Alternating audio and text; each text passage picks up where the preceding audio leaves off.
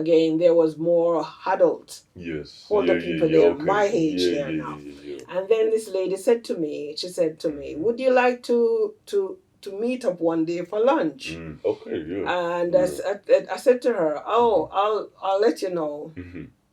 And then I went with her we made a date. I went with her for lunch, and I sat there and we were both talking. And she said to me, she said, I've got 3 daughters and a son. I said to her, I've got 3 sons and a daughter. So yeah. And then she started telling me about her life because she used to live in Ghana. Okay. Guyana, one of them. Yeah. And how tougher her journey to the UK was, and all that she's been through here. Yeah. And she was telling me about the life with her kids and her kids' dad and the struggles. Yeah. And the change that the change that happened in her life the moment she choose God. And just start focus on God and not focus on the problem around her and everything. And I did not disturb our conversation at all, because I just sit there and listen to her, and I'm like, wow. And I said to her, I remember saying to her, you know what? This is exactly what I'm looking for. Yeah. I know that this is what I'm looking for. A life where God is the center of it. Because I realized I was doing too much on my own without God. Yeah. And then they had a series of Bible studies. She said to me, would you like to study the Bible with us? Because with studying the Bible, it helps you to see what it looks like to have a relationship with God. And then after going through the study, you will see if you're ready for these challenges, because it will tell you what to expect, what not to expect, with all scriptures. And I said, yeah, I would love to study the Bible. And then we got to a part where I didn't like my dad at all, because he was such an abuser. He used to beat for nothing. My mom, she left me when I was 3 months old with my grandmother, so I didn't have no love for them too at all.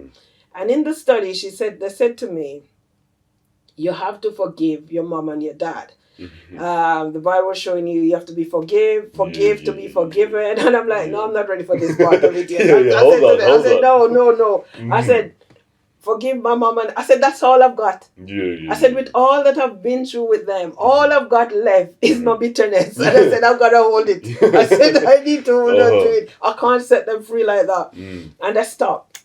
I didn't want to. And then I went back again, and I realized, and then I'm like, God, if I need to do this, please just give me the strength, because I was really struggling. I realized, I want to be a Christian, but I need to forgive. And then I made the decision. I'm like, I'm going to forgive them, because by this now, I did not realize. I think forgiveness was some great thing. You have to go to the person and speak to them and say, you know what? I forgive you for what you do to me. But I didn't realize that forgiveness was a decision. Yes. Yeah, in here. You have to make that decision. Like, I'm going to forgive this person. I'm going to let go of the bitterness, the animosity, all that hold me so captive. I'm going to just let go. And I made that decision. And I studied the Bible. And while I was studying the Bible, my daughter was like, she said, I can't believe my mom is studying the Bible. And then I was studying, and then I said to them, I want to get baptized on my 50th birthday. Wow. They were shocked. Because they didn't see this coming, because I was a bit stubborn, And then I made the decision to get baptized on my 50th birthday. Wow. And then from there, I give my heart, I try to surrender every situation to God. Whatever it is that I face, I pray about it. And whatever it is that I think I can't manage and there's a challenge or anything, I pray about it. Everything, pray first. Yes. Pray first. That's what I do. Pray first. And then I realize that the more I surrender things to God, it's the easier things come for me to be able to deal with it, to be able to handle it and everything like that. So my faith have played a big part in the last 5.5 years of my journey in this country with everything that I do, because I realize that with God things are so much easier, especially when you have a family of believers behind you that encourage you, that pray with you, that check in on you. And I'm like, God, I came to Dudley. I did not know anyone. Nobody. All I had was my daughter. Yeah. And I look at the journey behind me and where I am now, and the people that God has put in my life. I met a friend. We used to live together. We've been friends for 20 years. Wow. And I've got another friend. She was the first person I met when I moved to Smethwick. Okay. And that's like 23 years ago. And those are my two closest friends. Yeah. And then God put me in the church with all these young people around me and adults around me and people that I can call to, people that are checking in on me every single day to say, Mama, how are you doing this morning? How is your leg? Is there anything we can do to help? And if I put it in the group that I need help with this or I need help with that, they are there, you know. And this is where my faith comes in, you know, because I see that with God anything is possible and everything is possible. But you have to trust him. You have to trust him. It sounds like, especially in these last 5 years, there's a lot of things that have come from, not necessarily all about your time in the UK, but because you've been here, these things happened. Finding church, the community in your neighbourhood, all of these things that make up such a big part of who you are today. Yes. Do you feel like there is, because I feel like you can't kind of get rid of this stuff, although you've, dare I say, grown so much since being here, there's still a part of Jamaica that's in there somewhere that can never be removed. You know, you spoke about the chill lifestyle, balancing everything out in terms of who you are, like the makeup of your person. Yeah, there's a lot of me there's a lot of me about where I'm from in Jamaica and everything that will remain with me for the rest of my life, like my friends and things that I can remember, like when we used to go to the river. Yesterday, I remember I cook and I put it on my WhatsApp status because it's one of them meal we used to have when we go to the river. It's yam and dumpling with butter. Yeah, okay. Because we could not buy meat. As kids going to the river. So we think about the quickest thing. And yesterday I put it on my status. I'm having one of my all-time favorite yam, dumpling and butter river life. And a lot of those things stick with me and my friends and like when we used to meet up and we used to go to party because we used to go to every pan knock bang. Okay. Yeah. They only have to tell us where it's gonna be, and we will be there, you know. And those things stick with me. Even when I came here, I realized that I wasn't into the party life that much because it's just different. I don't have friends around me. I don't have time to be going rubbing shoulder with people in a place calling it a party that I don't even know. But I think about those days and I really look back at them and I'm like, God, I've had some good time in Jamaica. And those are the times that I hold on to. Even going to Jamaica and seeing one of my friends that we've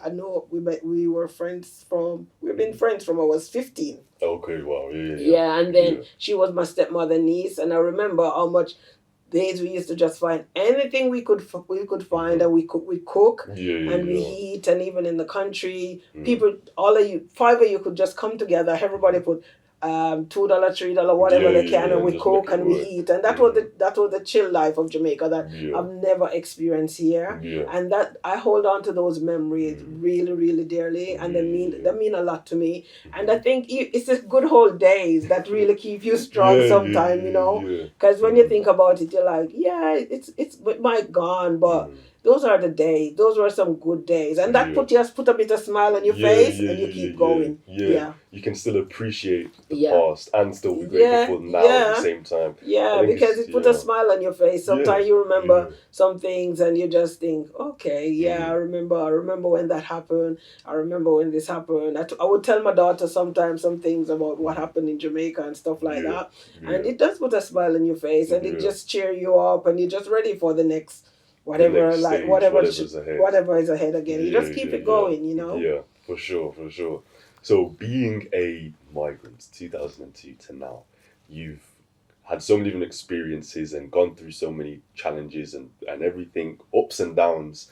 After all of that now, like here and now today, if you were to speak to somebody else who is also in the process of migration, whether it be a young person or somebody who's lived all of their life in another country and now has decided to move on, what kind of things would you say to them or help them if you can? Since you said that, neighborhood community is so important to you. Well, to be honest, if if I had knew then what Mhm. I knew now, honestly, I wouldn't have come here if Yeah. I knew that I was gonna go through all of this Mm. struggle for immigration and everything. I Yeah. think I would have rather to stop in Jamaica. Okay. Yeah. Yeah. Yeah. Yes, and even Yeah. going back to Jamaica the other Mm. day, I Yeah. think I would have even You're like, rather oh, to should I stop it. go? Yeah, Yeah. Yeah. but Yeah. for someone, if they're coming here, I would try to encourage them to make sure that Mm. they don't come and fall into that trap of not being able to move, not being able to go to get a job. Yeah. And it's even harder now because in Mm. my days you could get a job without all these documents and everything. Yeah. Now it's not possible. So Yeah. I don't think Yeah. someone should actually make the way here Mhm. to start over if they're not on the right immigration Yeah. pathway, Yeah. Yeah. because it's going to be a very very hard challenge for them, Mm. and people do take Mhm. people do mess you about as Yeah. well, Yeah. where they would say, okay, I know you don't have your documents, but we will employ you, and then Yeah. the next thing you know, they're not paying you. Yeah. They're not Yeah. paying Yeah. you. So it's Yeah. a challenge. It's going to be a challenge. Mm. And for those who are still here and still trying to get themselves sorted, I would say just continue to work on all the options that they see come their way, and don't give up at all, because it is possible. It is Yeah. possible. Yeah. It's just sometimes things just take longer than we've expected, but in the end, I always think it will work. It will work Yeah. out. It will Just work don't out. give up. I remember when I was ready to go to Jamaica, I Mhm. packed every single thing I Mhm. could find, and I sent them home. And I said Yeah. to myself, you know what? I can't manage this. I'm going back home. Mhm. But for some reason, my friends always saying to me, no, you know, you can't give up like that. You can't give up like that. Mhm. So Mhm. sometimes, even when you reach to that stage of giving up, just trust God through the process, Yeah. and Yeah. remind that He will never bring you this far and leave Yeah. you. Yeah. He's Yeah. got a plan for you. The plan Mhm. God have for us is completely different Yeah. from the Yeah. plans Yeah. we We have have for for ourselves, ourselves. and it Mhm. will always work out. I would Yeah. say to them, don't give Yeah. up. Whatever Yeah. it is you're going through, whatever Mhm. challenges you face, whatever obstacles life throws at you, don't give up. I've been Yeah. through a lot, and I'm Yeah. still here, and Yeah. it's all because of God. Mhm. So I know that whatever anyone is going through right now, it will work. It will work out. They just have to Mhm. trust God and believe in Yeah. themselves. Yeah. Okay. Yes. So that faith aspect Yeah. was very key to Yeah. you, Yeah. like sticking here and now, because from what you've told me, although you're so grateful for life here, you absolutely acknowledge the fact that it's been so difficult, and that if you knew before, like you just said, you might not have done it. Yeah. So it's a very real experience that you've had. Again, spinning back to the fact that every other people don't have all the ins to this life. They don't know all of the ins and outs of this life. Yeah. So what we're doing here today by capturing your story is letting other people see, oh, there's somebody down the street who just moved in. Let me hear about their life and see what they're going through, and maybe help them out, because we don't know what anybody else is going through. Yeah. And the fact that you were able to stick it through in the UK because you had your family, some family members here, and you made friends here, and then later on you found church and community in your neighborhood. It shows how important community is. Obviously, we've spoken about faith. Myself also, as a Christian, we know that in Genesis, God says it's not good for man to be alone. We're always meant to be surrounded by people. Yes. So it sounds like finding other people around you has helped you Yeah. push through Yeah. that experience. Yeah. It's amazing to hear. In terms of the community then in Dudley, you've spoken about your neighbours and nearby. Is there anything that you would want for Dudley, whether it be something from Jamaica or something completely new that you feel Dudley needs? I think Dudley could do with some more Afro Caribbean stuff going on, because Yeah. we don't even have much shops like that. Yeah. We don't have nowhere for the young people to come and hang out and to know more about themselves and to know about their culture. Yeah. Everything around them is also British, you Yes. know. Yeah, So even yeah. for kids that were born in black community, a lot of them don't know much about their background, their Yeah. roots. They don't know Yeah. much about Jamaica.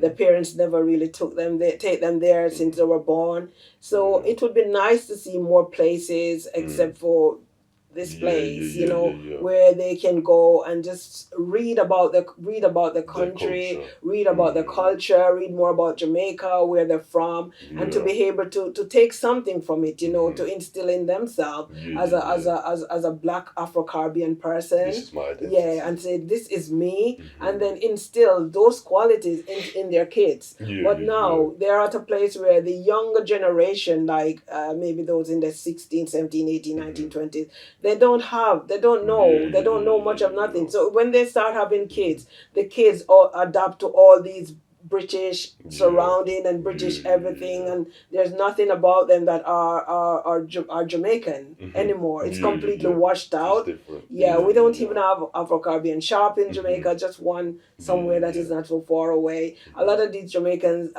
parents, they don't tell the kids much Mhm. about Jamaica, where they were Yeah, born or yeah, anything. All yeah. they can say, oh, my mom is Black or my dad is Black. My mom Yeah, is from yeah. Jamaica, my dad is from Jamaica. But they got Mhm. nothing else they can tell you, Yeah, yeah, because yeah. they don't even sit the kids down and tell them Mhm. like, oh, this was my life growing up Yeah, in yeah, yeah, yeah, Jamaica. yeah. This is where we're from. We're from a Mhm. place in Jamaica Yeah, yeah, called yeah. St. Andrew. Mhm. It's Mhm. and in St. Andrew, I'm from a community called Mount Prospect. Yeah, And yeah, when we were young, we used to do yeah. this, we used to do Yeah. that. My grandmother used to do this, my grandfather used to do that. They don't tell the kids Mhm. all these things. It's like Yeah, parents don't yeah, have that time yeah. Mhm. anymore. They just leave society to Yeah, grow the so, kids, and yeah. leave school to grow the kids. So Mhm. teachers in school teach them anything. Yeah, yeah, I yeah, remember I was sharing my faith in Birmingham, yeah. Mhm.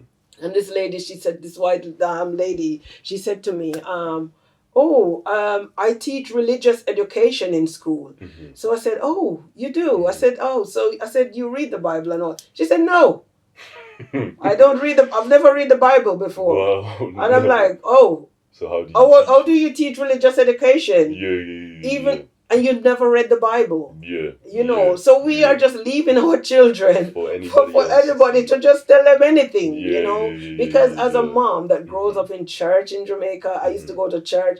If I want to go, I have to go, and if I Yeah. don't want to go, I still have to go. Yeah. Yeah. So, Yeah. Uh-huh. so that's how I grow my kids in Mhm. church, Yeah, yeah, yeah. right? And if Yeah. I when I come here, when I came here, I take Janelle to church with Mhm. me, and Mhm. and I still in her, like, this is us. Yeah, yeah, yeah, yeah, We yeah. are from Jamaica. Mhm. We are Christians. We go Yeah. to church. Yeah, this is part of who we This is are. part of who we are. Mhm. And Yeah. this is the life I want you to make for Mhm. yourself as a woman growing Mhm. up in this country, not to let everybody come in and tell you everything and Everything anything else. and you hold Yeah, on to yeah, it. And this is the community that we're living in now, yeah, where yeah. kids don't have no identity. Mhm. People just come and tell them anything, Mhm. and and Yeah. recruit them into anything, Yeah, yeah, because yeah. they want to feel belonged. Yes. They want to be a part of something. And Mhm. then anyone can come and tell them anything, and they think, yeah, I don't mind. I just want to feel like, yeah, at least they care about me. Mhm. At least they're talking to me. At least they're telling me they care if I come over there. They care if I don't come. And they just get involved with just about anything, Yeah. because the parents Yeah. did not tell them Yeah. about their roots and their culture and Yeah. where they're from and what parents used to do, what they used to do, and all of that. So now, for me in Dudley, I don't know what can happen in Dudley, but it would be Yeah. nice to see Mm. more community center beside this one that Yes. is so far away. They're not walking down here, they're too Yeah. lazy to walk. Yeah, yeah, yeah, yeah. They Something need to be able to that is more access. centered, like Yeah, up in yeah, the yeah. town. Mhm. And then you can say, oh, I'm inviting you to this, I'm Mhm. inviting you to this, and then they could come and then maybe read more Mm. about their culture, about their Yeah. Yeah, background, yeah, about yeah, the yeah. national heroes of Mhm. Jamaica, what the national heroes contributed to Jamaica, Yeah. why they become heroes of Jamaica. Mhm. So they can have all this Yeah, in the yeah, yeah, mind, yeah. in the back Yeah. of the mind, like, Yeah. oh, this is Jamaica. This is what Yeah. Jamaica represents. It's true. Why is the flag this color? Because I Yeah, can see yeah, the yeah, flag yeah, there. yeah, yeah, They don't yeah. know. Yeah, A lot of them don't know why it's the flag true. is that color. Yeah, yeah, because it's like even something as simple as when I'm talking to people, I've only been to Jamaica once, and that was actually recently. This year was the first time I had been to. Last year, 2025. But growing up, the community, because of church, growing up in church, there was a lot of people who had moved from Jamaica, so I was able to experience it through being around those people. But it wasn't until I went there for myself I truly got to experience it. It's very important to keep hold of that part of your identity. Like even with the colour of the flag, a lot of people tell me that it's yellow, and it's even been recently that I realized that I learned no, it's black, green, and gold. It's not yellow, but there's reasons behind everything. So I definitely agree. Giving people access to know where they've come from and who their people are. I think a lot of the parents should take the kids back to Jamaica Yeah. for them to spend time with family, for them to spend time with friends and experience the culture of Jamaica and the way people are in Jamaica. But a lot of parents, they never take the kids back to Jamaica, and they feel so segregated from the black family. And then if they are mixed race kids, they tend to gravitate more to the other side. Because whichever side, because sometimes it can be black and Asian, black and but they always gravitate to the side that the stronger side of the family, you know, because we just let go of our culture. We just treat it like it's nothing. And then when you realize Jamaica, we speak patois. And that's the only language in this country that every person wanna talk. It's true. It's true. If no matter where in the world they're from, they wanna talk patois. They want to talk like Jamaican. You know, you meet someone and they come into you to speak to you like wagwan, what this, wagwan. And yes, that means we are still strong. You know, we are still strong. You know, but as parents, you know, we are just letting all of that just slip away, and eventually it will be nowhere to be seen at all. It's true. It was just like even, and then we'll try and close up, although I'm enjoying the conversation, but it's like when I'm speaking to people my age, what you're saying is so true, because I'm 20 years old this year, but growing up through schooling and college and university currently, there's so many people I know my age, a little bit older and a little bit younger,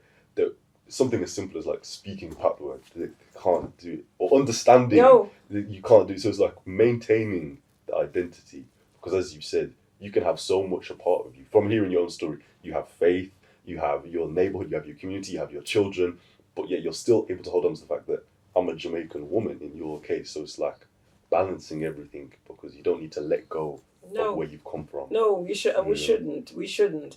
And I think a lot of people come here, black people, they come here and they let go. They never go back. They never keep in touch with anyone. The kids never know who their aunties are, their uncles are, because they cut that tie behind them. Instead of taking your kids back, let your kids experience what it's like to go to the river. Let them experience what it's like to go to the bushes and pick mangoes. Every tree in Jamaica, most of them are fruit trees. All of them are fruit trees. Let them have that experience of going to find out what it's like to pick their own mango off the tree, to pick their own orange off the tree. And you will be surprised the impact that even those little moments would have on their life. You know, it's true. But they are completely cut off and segregated from their culture and the everything that make them a Jamaican. It's true. It's been such a good conversation, and you're making me even think about when I was there. Now I want to go back. Back. It's nice. Like even Guinea, first time I had it was over in Jamaica, because obviously you can't get it here. I don't know if I've ever seen it here. I haven't seen it yet, but again, I didn't know what I was looking for.